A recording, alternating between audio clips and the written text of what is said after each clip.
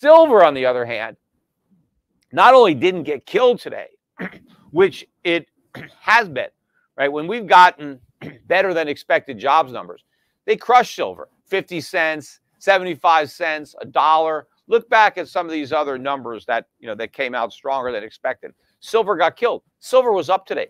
Silver rose 3.2% on the week, and it closed the week above $32.12. This is only the second time we've had a close above 32 over the past 11 years. So silver, as I've been saying, is looking very strong. And I think we're going to have a major, move up in silver and gold. The Federal Reserve has made a significant move by reducing interest rates, indicating a pivotal change from its earlier commitment to controlling inflation toward prioritizing the stability of the job market. This marks the first interest rate reduction since 2020, with indications that additional cuts may follow. Members of the Fed's rate-setting committee project an average further decline of another 0.5 percentage point by the end of this year, alongside a complete percentage point reduction anticipated next year. This approach signals a more proactive stance than previously expected. Traditionally, a deceleration in economic activity can help mitigate inflation, although it may also result in higher unemployment rates. Conversely, vigorous economic growth can reduce unemployment but might exacerbate inflationary pressures.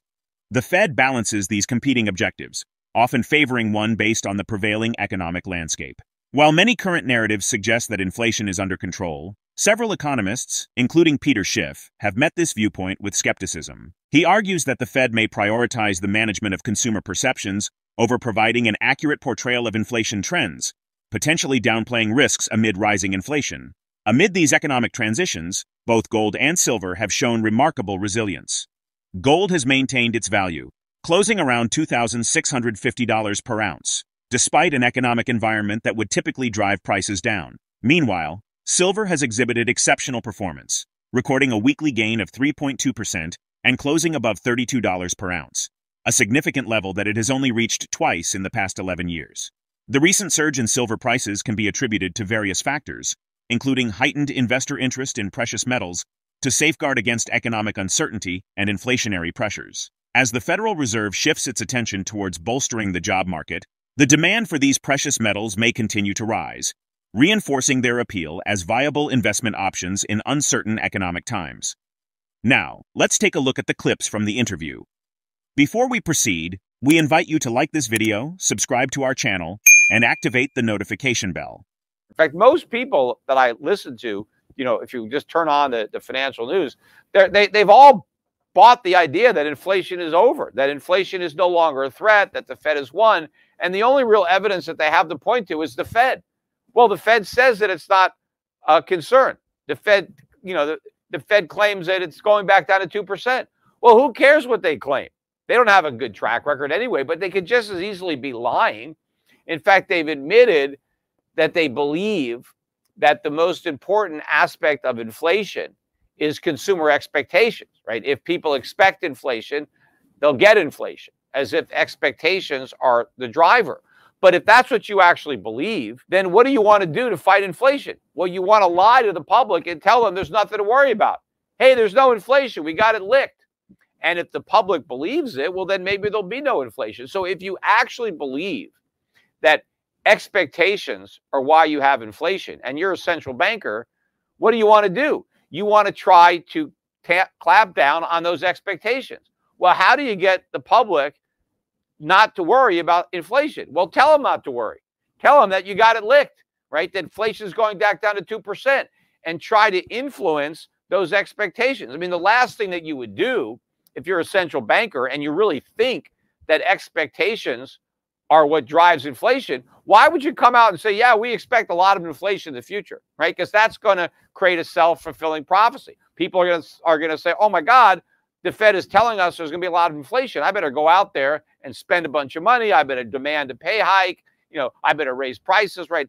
They are worried that they're going to impact the way people behave based on what they say. So try to point to what the Fed says as a basis for believing anything about inflation coming down is ridiculous. All the anecdotal evidence would suggest that inflation is bottomed and it's headed back up. But nobody wants to admit that. Now, gold, on the other hand, despite the 2% rise in the dollar, despite today's better than expected jobs report, gold was still positive on the week. In fact, it was only down about $5 today. Right? Normally, when you get a day, I'm talking about, last year or two, when you get a day where the jobs number is better than expected, gold gets hammered. $30, $40, $50, which isn't even as big a percentage move when you're talking about, $2,600 gold. But gold barely went down. I mean, they got it down maybe $20 or so on the absolute low, but it was there just very briefly. Then it was down maybe $12, $14, and it, clawed its way back, but it was barely down. And it closed at 2,650, a strong price, another small up move in the price of gold. Silver, on the other hand, not only didn't get killed today, which it has been, right? When we've gotten better than expected jobs numbers, they crushed silver, 50 cents, 75 cents, $1. Look back at some of these other numbers that, that came out stronger than expected. Silver got killed. Silver was up today.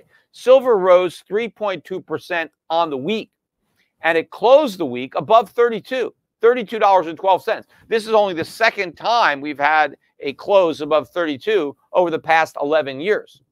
So silver, as I've been saying, is looking very strong. In recent market developments, the price of gold has experienced a slight uptick of nearly 0.5%, while silver has surged by an impressive 3.2%. However, this positive momentum hasn't translated into gains for mining stocks like GDX and GDXJ, which closed the week down about 1%. This discrepancy serves as a reminder that while precious metals prices can sway mining stocks, the core financial health of these companies tends to remain stable, despite short-term fluctuations in the gold market. Many investors often fall into the trap of viewing mining stocks merely as extensions of gold prices, overlooking their value as independent businesses. It's important to recognize that the financial performance of these companies isn't dramatically affected by minor swings in gold prices. Instead, investors should focus on their long-term profitability and cash flow generation potential. As gold stabilizes, these mining companies are positioned to reap the benefits, which could translate into higher dividends and share repurchase programs. Typically, they're following the same pattern. Even though gold was up, almost 0.5%, silver was up 3.2%. Both the GDX and the GDXJ finished the week down by about 1%, right? Eventually, these gold and silver mining stocks have got to stop going down just because the price of gold goes down, or in this case, only goes up by a little bit. If gold were to drop $500 an ounce, these gold and silver mining stocks would still be cheap. That's what investors still don't understand. See, right now, these stocks almost always trade as a proxy for the price of gold. People forget that they're actual businesses, and the value of these businesses is not really affected that much on the margin by a $10, $20, $30, $50 swing in the price of gold. Doesn't really matter.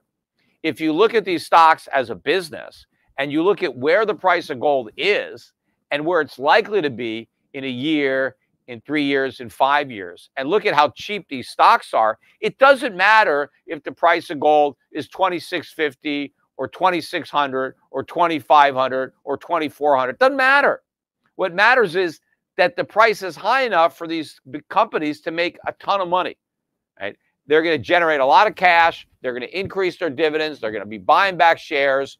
The stock prices have to go up. But right now, nobody is even thinking about these companies as actual businesses. They just, the price of gold is up. Oh, let's buy gold stocks. Oh, the price of gold is down. I better get out of my gold stocks. And so what happens is gold goes up, gold stocks goes up. Gold goes down, gold stocks get crushed.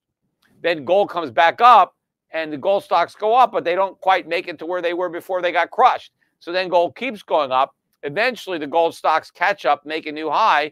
Then of course gold corrects and they get killed again, right? Nothing goes up in a straight line.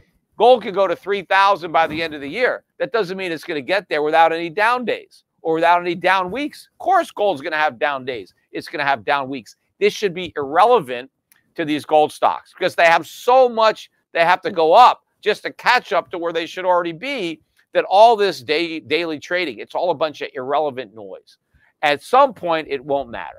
But while it does matter, take advantage of the gifts that the market keeps on giving by buying these gold stocks. Despite market volatility, maintaining a broader perspective is essential, as forecasts suggest gold could reach $3,000 per ounce by year-end, albeit with expected corrections.